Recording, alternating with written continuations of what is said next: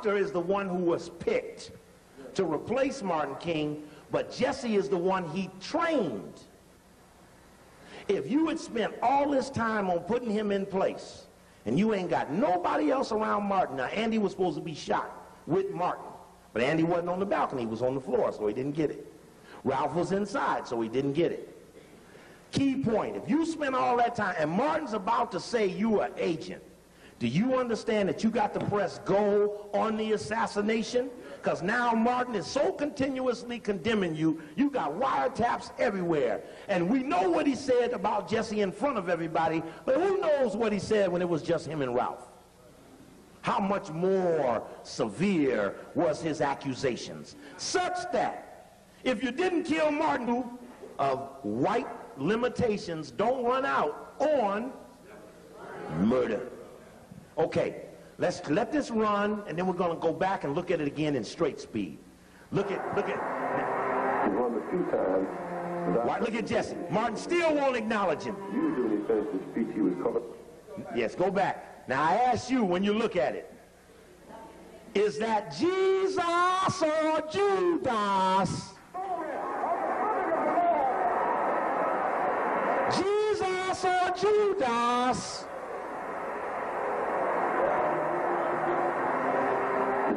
Times, and I saw him visibly shaking himself. Nobody would touch him. He was caught up in it. But let it run, let it run, let it run. Now we're on the day of. How he spent the day. Now Jesse done went and told them, look, you better move now. Reteaching not violence. I'm running out of time. This the last song. They brought him on the balcony at 3:06. I said, oh. He was shot with a 30-06. He said, oh, no, I called the house, and dinner is not until 6. So we are in no hurry. I said, oh, my goodness. But by doing that, it gave me the wonderful privilege of spending the last hour of his life in room 306. He and Ralph Abernathy and myself. Then he and I went on the balcony. Ralph was still inside.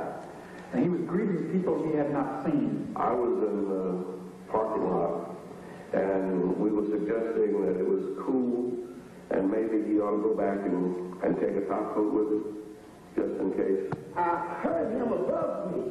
It's my man, Hosea. And we had a limousine. I could touch the limousine, had been loaned to us by one of the local funeral homes. And I heard a voice, the guy who was driving the limousine. He said, Dr. King. Dr. King said, yes, so he said, although the car is on, it's chilly, I recommend you get your coat. And the last word he said, Miss Wolf, okay, Joe, get my coat. And I was done said, pow! Stop. Oh, stop. Go back. Key point. Let's go back. There's the maid right there we were looking for. There's the cart. Oh. Okay, let's freeze it at the highest point where Jesse's back is in the pit. Right there. Stop. There we go. There's Jesse Jackson. There's the maid. There's the cart. There's the white boy, Lau, L-A-U-E, head of the community strike, a member of the Community Relations Service of the Justice Department, which spies on racial tension. His boss was Roger Wilkins, the nephew of Roy Wilkins. There's Muriel McCullough, the FBI, CIA, Memphis Police Department informant, who now works for the CIA. There's Martin King laying there with the towel over his face. Brother, I appreciate this pointer. This really helped out a lot. There's Ralph. There's Andy. Now, why is Jesse running up this way when everybody else came up that stairway and went that way? Because he had to make sure that room 316 and 317 didn't have no remnant of invader running out of it. Remember, he had just, see, that could have been the invaders running down that ramp right there. And when those people start that phony pointing, maybe the invaders might have went, no, down there. You understand? Because the invaders had what? Okay. Now, there's the maid. There's the cart. You see that cart? There are the wheels. You understand? At 6 o'clock, you ain't changing no beds and no motel? Check. Okay, let's let it run. There's a good shot of McCullough. There's Martin with the towel over his face. There's Martin again. I looked up and didn't see him on the balcony, except that I saw his shoes sticking out the end of the balcony.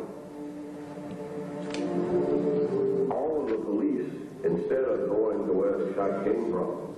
They were all coming to see what happened. So the picture on the balcony was us trying to say it came from over there. Stop. Stop. There we go. That's good. There's that phony point. There's Jesse's head right there, making sure that he ran up there and gave a phony pointing. Now here's the problem with the people pointing. All of the people pointing were this way, looking up to Martin. The shots came from behind them, whether from the bushes or from the rooming house, it was behind them. Not one single person said they turned around and saw somebody or at the rooming house. Those that even saw anybody, Solomon Jones, Earl Caldwell, New York, saw somebody moving in the bushes. Check? So how is it that those with their back turns suddenly become so definitive on something they didn't even see? You understand? It's not logical that they're primary sources for a focus. Okay, we can turn the lights down. It was a script, right. So, and Andy's recanted his false pointing. And covered him from his neck down. Someone had a towel put to it. Blood was just everywhere. I went out in that yard and I started walking. And all... Now listen how mad he was. All the hatred in my life, which was a lot of hatred, came up in me. I wanted to reach into the air and take molecules, protons, electrons, and make me a gun and kill me some white people. Because I thought it was right. That's my man. And there, as you see, Stop. on the shoulders. Now what's happening?